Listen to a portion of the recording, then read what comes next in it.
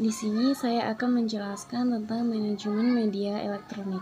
Saat ini media elektronik merupakan media yang populer di kalangan masyarakat kita bahkan di dunia. Efektivitas dan kekuatan pengaruh media televisi dan radio terutama terletak pada karakter atau sifatnya, yaitu radio yang bersifat audio dapat didengar dan televisi yang bersifat audio dapat didengar, visual dapat disaksikan, serta juga dinamik atau dinamik karena berupa tayangan hidup. Karakter atau sifat dari media televisi dan radio tersebut memiliki kemampuan untuk memperkeras, memperluas, dan mempertajam materi yang dipaparkan. Di sini saya mengambil manajemen media elektronik televisi. Sejak awal peradaban manusia, informasi merupakan salah satu kebutuhan dasar bagi perkembangan ilmu, teknologi, dan pengetahuan dan juga budaya, yang kemudian mempengaruhi cara berpikir serta perilaku manusia, baik secara individu maupun kelompok, lisan atau verbal, dan bahasa tubuh atau visual lama adalah media pertama yang digunakan manusia untuk menyampaikan informasi secara lisan dengan bahasa tubuh. Manusia purba bertukar informasi dengan anak, keluarga, dan lingkungan sosialnya tentang bagaimana mencari makan, mempertahankan diri, dan berbagai aturan dalam hidup berkelompok. Perkembangan teknologi tidak pernah berhenti. Dengan berbagai alasan, penemuan satu teknologi akan menjembatani penemuan dan perkembangan teknologi baru berikutnya. Pada tahun 1884, Paul Nipkow dari Jerman menemukan suatu alat yang kemudian dinamakan Nipkow shape atau jantra Nipkow, yang dianggap sebagai peletak dasar utama teknologi pertelevisian. Penemuan tersebut menjadi dasar ditemukannya electrical teleskop atau televisi elektris. Saat ini teknologi televisi dan berbagai perangkat pendukungnya termasuk teknologi satelit berkembang dengan sangat pesat. Televisi sebagai media informasi yang bersifat audiovisual telah mensinergikan berbagai kekuatan dan efektivitas dari media-media sebelumnya menjadi sangat berlipat ganda. Selanjutnya kita akan bahas latar belakang era pertelevisian di Indonesia. Di Indonesia, era pertelevisian diawali saat siaran televisi pertama kali ditayangkan oleh Televisi Republik Indonesia atau TVRI, yang merupakan stasiun televisi milik pemerintah dari Jakarta pada tahun 1962. Idenya dimulai pada tahun 1961 ketika pemerintah Indonesia memutuskan untuk memasukkan proyek media massa televisi dalam proyek menyiapkan pelaksanaan Asian Games yang keempat. Di bawah koordinasi urusan proyek Asian Games 4, pada tanggal 25 Juli 1961, Menteri Penerangan mengeluarkan SK Menpen nomor 20 SKN 1961 tentang pembentukan Panitia Persiapan Televisi atau P2T. Lalu pada tanggal 23 Oktober 1961, Presiden Soekarno yang saat itu sedang berada di Wimna mengirim telex pada Menteri Penerangan waktu itu dijabat oleh Maladi untuk segera menyiapkan proyek televisi saat itu. Persiapan hanya diberi waktu 10 bulan dengan tahapan yang pertama, membangun studio lokasi ex Akademi Penerangan atau Akpen di Senayan. Yang kedua, membangun 2 pemancar berkekuatan 100 watt dan 10 kW dengan power setinggi 80 meter. Yang ketiga, mempersiapkan organisasi pengelola tenaga sumber daya manusia dan software atau programnya. Lalu yang kedua yang akan kita bahas, perkembangan televisi di Indonesia. Tepat pada tanggal proklamasi 17 Agustus 1962, TVRI mengawali siaran percobaannya dengan acara peringatan Hari Ulang Tahun Proklamasi Kemerdekaan Indonesia ke-17 dari halaman Istana Merdeka di Jakarta. Kemudian pada tanggal 24 Agustus 1962, TVRI secara resmi mengudara untuk pertama kalinya dengan acara siaran langsung upacara pembukaan Pesta Olahraga Asian Games yang keempat. Dari Stadion Utama Gelora Bung Karno, Dalam perkembangan selanjutnya, pada tanggal 20 Oktober 1962, Presiden Soekarno mengeluarkan Kepres nomor 215 tahun 1963 tentang pembentukan Yayasan TVRI dengan pimpinan umum Presiden Republik Indonesia.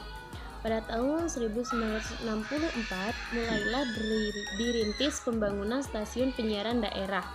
Dimulai dengan pembangunan TVRI Stasiun Yogyakarta yang kemudian secara berturut-turut diikuti dengan pembangunan TVRI Stasiun Medan, Surabaya, Ujung Pandang atau Makassar, Manado, Denpasar, dan juga Balikpapan, tetapi dengan bantuan dari pihak Pertamina. Setelah tadi di awal membahas tentang sejarah pertelevisian di Indonesia, yang kedua kita akan membahas tentang peran televisi. Televisi saat ini telah menjelma menjadi media paling efektif dari arus globalisasi, bukan saja di bidang informasi tapi juga pendidikan, hiburan, olahraga, gaya hidup atau lifestyle, transformasi paham politik, ideologi, aktivitas sosial, bisnis, dan juga ekonomi. Kemajuan teknologi satelit, semakin banyaknya stasiun televisi, meluasnya jaringan yang menjangkau hingga ke pelosok pedesaan, semakin mahalnya produksi televisi, sehingga harganya pun semakin murah. Dan sifat audiovisual dari televisi adalah faktor-faktor utama yang membuat televisi menjelma menjadi media yang paling berpengaruh dan mempengaruhi keinginan, gaya hidup, bahkan kepribadian dan budaya masyarakat secara luas. Tidaklah mengherankan apabila televisi saat ini merupakan media yang paling berpengaruh karena berdasarkan suatu penelitian yang dilakukan oleh para psikolog, ditemukan fakta bahwa 87% dari kesan yang ditangkap dan memberi pengaruh pada penerima pesan atau receiver diperoleh melalui indera visual, yaitu indera mata. Dan hanya 13% pengaruh sisanya lah yang diperoleh dari keempat indera lainnya. Setelah membahas sejarah dan juga peran, selanjutnya adalah manajemen perusahaan media televisi.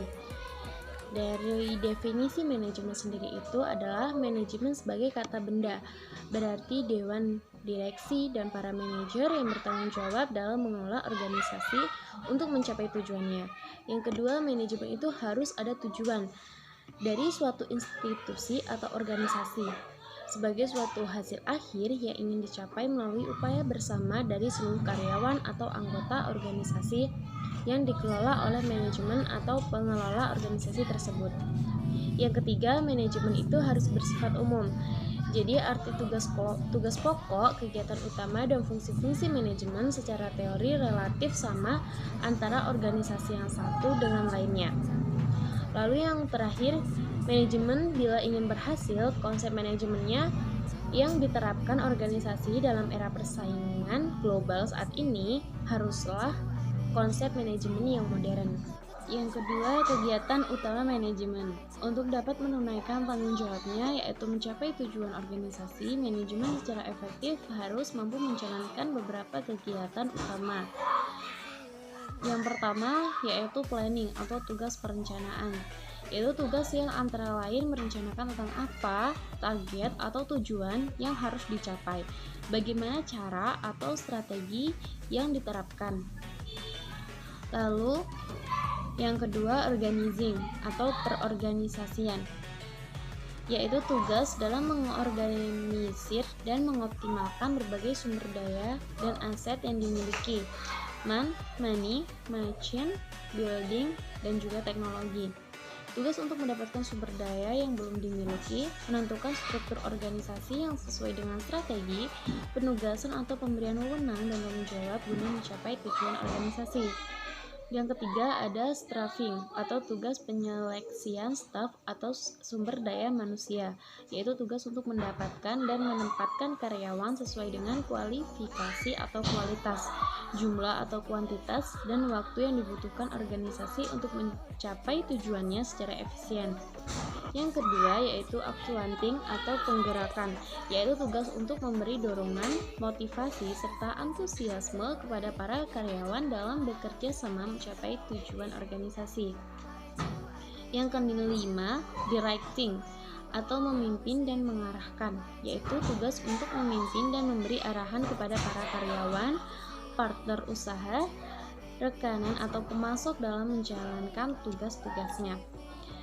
Yang keenam ada controlling atau pengawasan, yaitu tugas untuk mengawasi dan memastikan bahwa karyawan, mitra usaha, dan pemasok benar-benar mengerjakan tugas-tugas yang telah diberikan guna mencapai tujuan organisasi.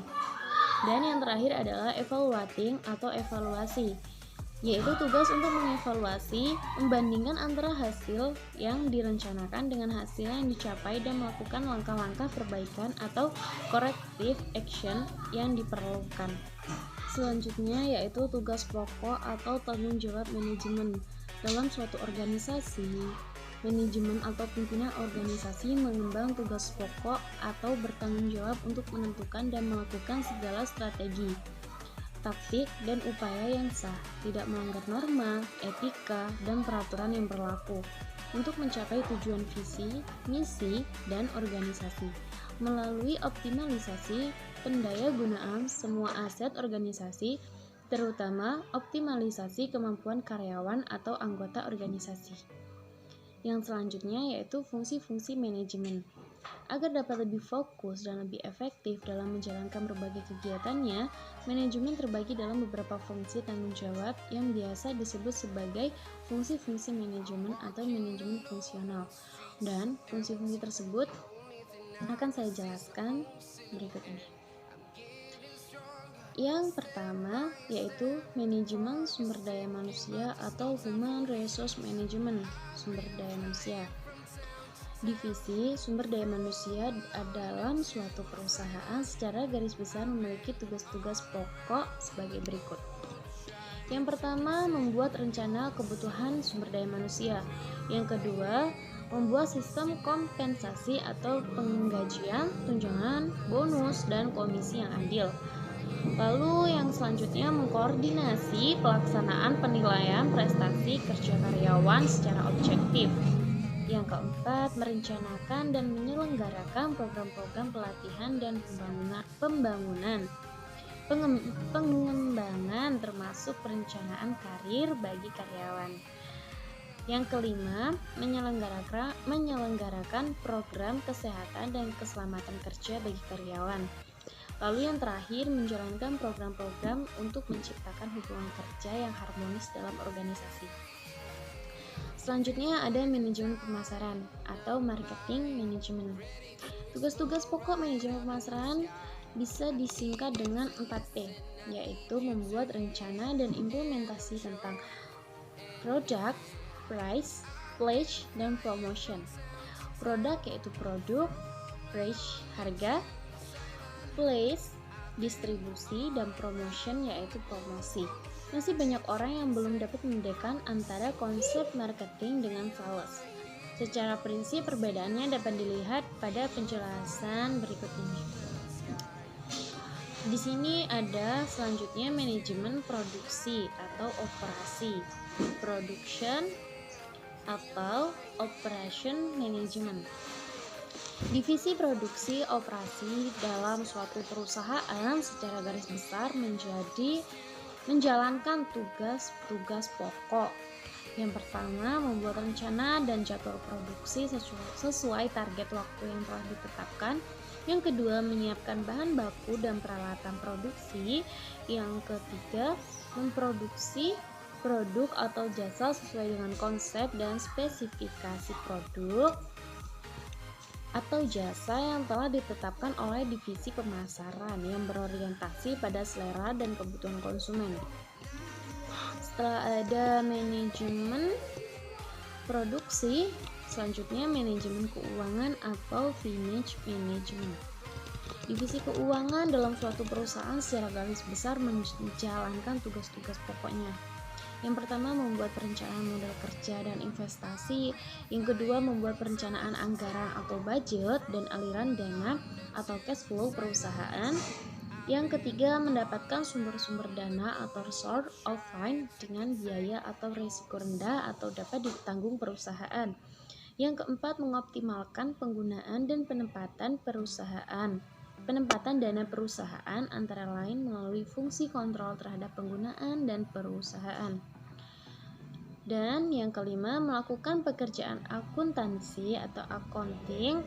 Dan yang terakhir, membuat laporan rugi laba atau profit dan loss statement. Lalu selanjutnya saya akan menjelaskan tentang struktur manajemen media televisi. Struktur manajemen media televisi ada banyak sekali. Di sini saya akan hanya menjelaskan dua saja. Yang pertama, yang paling atas adalah Dewan Komisaris atau Board of Commissioner. Anggota Dewan Komisaris adalah para pemilik perusahaan atau beberapa orang yang ditunjuk dalam periode waktu tertentu untuk mewakili para pemilik perusahaan. Anggota Dewan Komisaris diangkat dan diberhentikan melalui Rapat Umum Pemegang Saham atau RUPS. Dewan Komisaris dipimpin oleh seorang komisaris utama. Tugas utama dari anggota Dewan Komisaris adalah melakukan pengawasan terhadap Dewan Direksi dan mengelola perusahaan. Lalu di bawahnya Dewan Komisaris ada Dewan Direksi. Anggota Dewan Direksi adalah para direktur perusahaan yang diangkat dalam periode waktu tertentu dan diberhentikan melalui Rapat Umum Pemegang Saham juga, atau disingkat RUPS. Dewan Direksi bertanggung jawab untuk mengelola perusahaan dalam mencapai tujuan-tujuan perusahaan yang setiap tahun ditetapkan dalam RUPS, dengan direksi dipimpin oleh seorang direktur utama, dan setiap anggota Dewan Direksi lainnya bertanggung jawab memimpin dan mengelola minimal salah satu dari manajemen fungsional yang terdapat dalam perusahaan, seperti pemasaran, SDM, atau produksi atau operasi, dan keuangan. Pada media televisi yang status perusahaannya sudah menjadi perusahaan terbuka atau go public, yaitu perusahaan yang sebagian dari sahamnya sudah dijual kepada atau dimiliki oleh masyarakat. Biasanya ada seorang sekretaris perusahaan, dan jabatan ini setara dengan jabatan direktur, dan juga sama-sama langsung berada di bawah komando dari direktur utama. Dan rangkuman atau penjelasan dari keseluruhan ini dapat kita simpulkan, yaitu jika dilihat dari aspek manajemennya, struktur manajemen media televisi sangat bervariasi ya, dan itu tergantung pada strategi bisnis dan status perusahaan. Apakah perusahaan itu milik pemerintah atau milik swasta, atau join antara pemerintah dan swasta, atau perusahaan go public, atau juga bisa stasiun nasional atau stasiun lokal.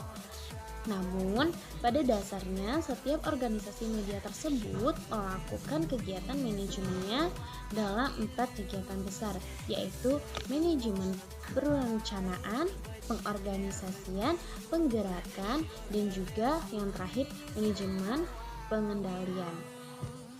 Sekian yang dapat saya sampaikan, kurang dan lebihnya saya mohon maaf, semoga bermanfaat. Terima kasih. Wassalamualaikum warahmatullahi wabarakatuh.